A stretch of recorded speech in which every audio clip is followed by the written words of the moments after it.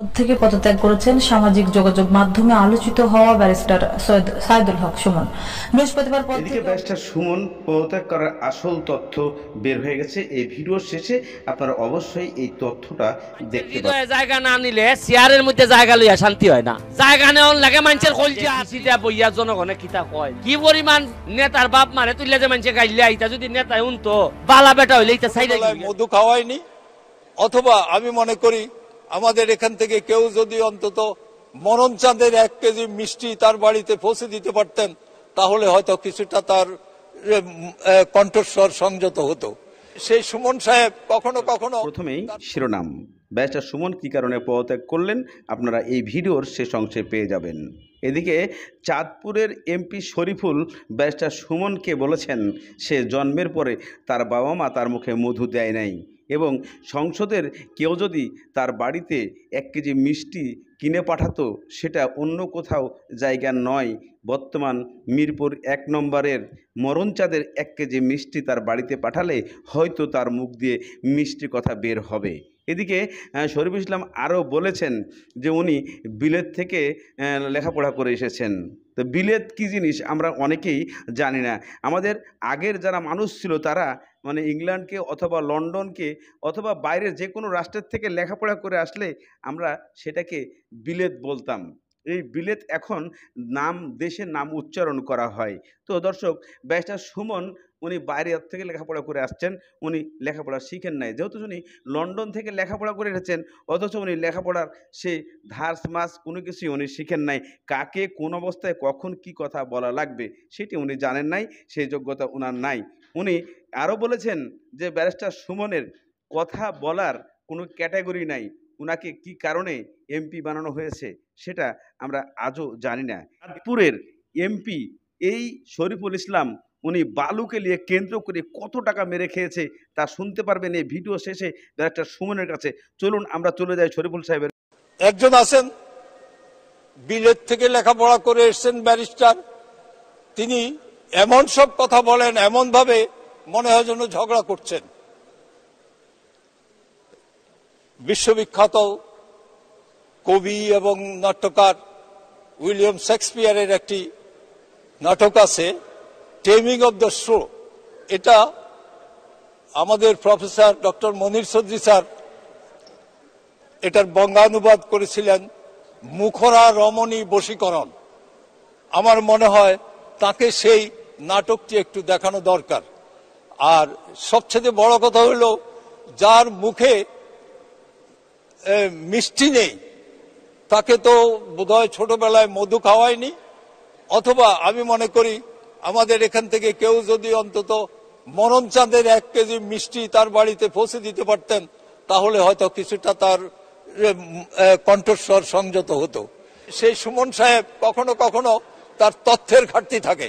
যেমন তিনি বলছেন চাঁদপুরে এত বালি উত্তোলন হলো, হ্যাঁ চাঁদপুরে কি একটা মানুষও ছিল না এর প্রতিবাদ করার?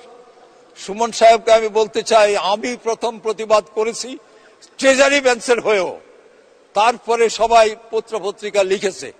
আর তারপরে যে জিনিসটি হয়েছে সেটা হচ্ছে সেখানকার ডিসি মহোদয় অত্যন্ত সাকসেসফুল একজন ডিসি ছিলেন অঞ্জনা খান মজলিস, তাকে চাঁদপুর থেকে 2য় গ্রেডের অ্যাডমিনিস্ট্রেটিভ সেইখানে তাকে বদলি করা হয়েছে।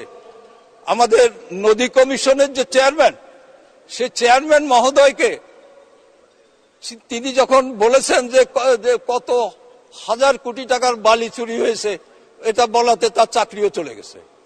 কাজেই সুমন সাহেবকে আমি বলবো আপনি একেবারে সবাইকে দুর্নীতিবাজ ভাববেন না, প্লিজ।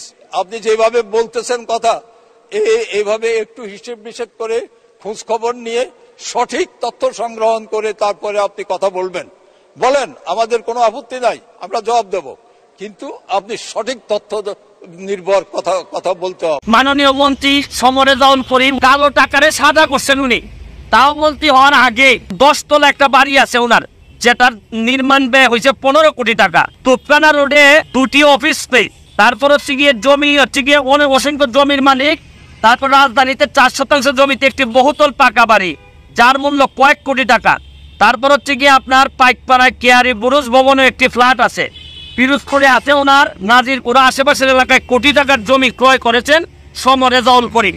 এটা আমার সমস্যাটা যে জায়গায় হয়েছে, এত জায়গা থাকার পরও, সম্পদ থাকার পরও, ঢাকা শহরে এরকম 2-3টা বাড়ি থাকার পরও উনি মন্ত্রী হওয়ার 1 মাস 2 দিনের মধ্যে আবার রাজুক থেকে প্লট বরাদ্দ নিছেন।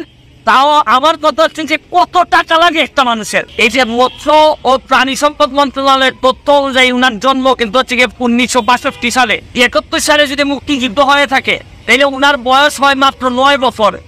9 বছর বয়সে উনি মুক্তিযোদ্ধা কিভাবে হলেন আমার জানা নাই, কারণ আমার মেয়ের বয়স 9। এই মেয়েকে এখনো স্কুলে পাঠাইতে গেলে একটা মানুষকে দিয়ে আমার স্কুলে পাঠাইতে হয়।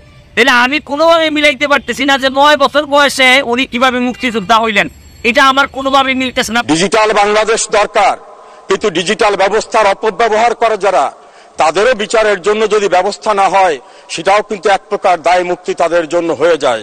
মাননীয় সদস্য জনাব সৈয়দ সাইদুল হক হবিগঞ্জ 4 একটি সম্পর্ক প্রশ্ন করুন। শুরু করিতেছি মহান আল্লাহর নামে, যিনি পরম করুণাময় এবং অত্যন্ত দয়ালু। মৎস্য ও প্রাণী সম্পদ মন্ত্রী তিনি হচ্ছেন গিয়ে আমাদের মাননীয় মন্ত্রী সমর রেজাউল করিম। উনি হচ্ছেন গিয়ে আমার জন্য একটি আইডল, আদর্শের জায়গা বলতে পারেন। আমি ওনাকে আদর্শ হিসাবে মনে করি এবং মনে করতাম আগে থেকে। ওনার কথা শুনলে আমার কাছে মনে হতো আমি হাঁ করে তাকিয়ে থাকতাম যে এত সুন্দর কথা বলেন, এবং আমি ওনার মতোই হতে চাইতাম। কিন্তু আজকে যখন দেখলাম যে একটা নিউজ আসছে, আমি জানি না আপনারা দেখেছেন কিনা, সমকালে একটা নিউজ আসছে, যে এই নিউজটা পড়ার পর আমার কাছে, এই সমকালের নিউজটা আমার কাছে পড়ার পর আমার মনে হয়েছে যে 2-1টা কথা আমার মনে হয় বলা উচিত। কারণ আমি একটা কথা যে একটা বিশ্বাস করি যে আমি বঙ্গবন্ধুর সৈনিক, যেখানেই দুর্নীতি কোনো গন্ধ পাই, যেখানেই মানে মানুষের টাকা বা মানুষের টাকা নষ্ট হয় এরকম জিনিস। দর্শক, এদিকে আপনারা উচিত জবাবগুলো পেয়ে গেছেন। ব্যারিস্টার সুমন যে বক্তব্যের পিছনে যে বক্তব্যগুলো দিয়েছেন, রেজাউল অর্থাৎ আপনার বর্তমানের যে শরীফুল ইসলাম এমপিকে যে উত্তরগুলো দিয়েছেন, আপনাদের কাছে এই উত্তরগুলো কতটুকু যৌক্তিক? যে একটা মানুষের কত টাকা লাগে, যে সে টাকার জন্য বাড়ি গাড়ি সব কিছু করে উনি জনগণের টাকা মেরে কালো টাকারে সাদা বানায়, এরা দেশের জন্য কি করতে পারে? আর এই সূত্রগুলো কেন্দ্র করে এই ধর্মমন্ত্রীর যে কাহিনীগুলা, এই সৃষ্টিতে এভাবেই এদের কারণেই আজকে ব্যারিস্টার সুমন পদত্যাগ করতে গিয়েছেন এবং পদত্যাগ করেছেন এদের কারণেই।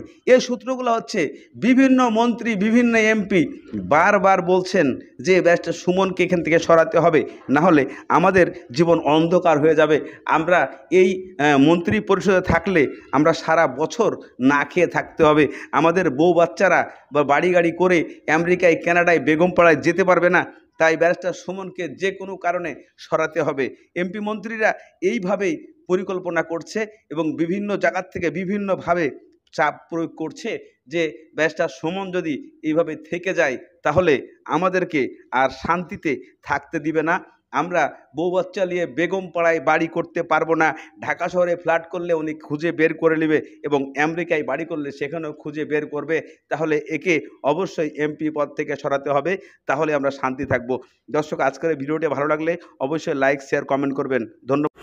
অনেকদিন তো ট্রাইব্যুনালে কাজ করছি বিশ্বাসের, ইদানিং তো আসলে সামাজিক অনেক স্বেচ্ছাসেবকমূলক কাজে জড়াই গেছি। অনেকগুলো মামলা যেগুলো আসলে আমার কাছে মনে হয়েছে যে আমি যদি না, যারা টিন পায় নাই তারা আমার 14 গোষ্ঠী তুই লাগালাগালি করতেছে, এই মেয়ে তোমারে ভোট দিছি মিয়া, তুমি একটা টিন দিতে পারো না। এখন আমি টিন যদি সরকারের বাইরে গিয়ে দিতে হয় তাহলে কিছু চুরি করতে হয়,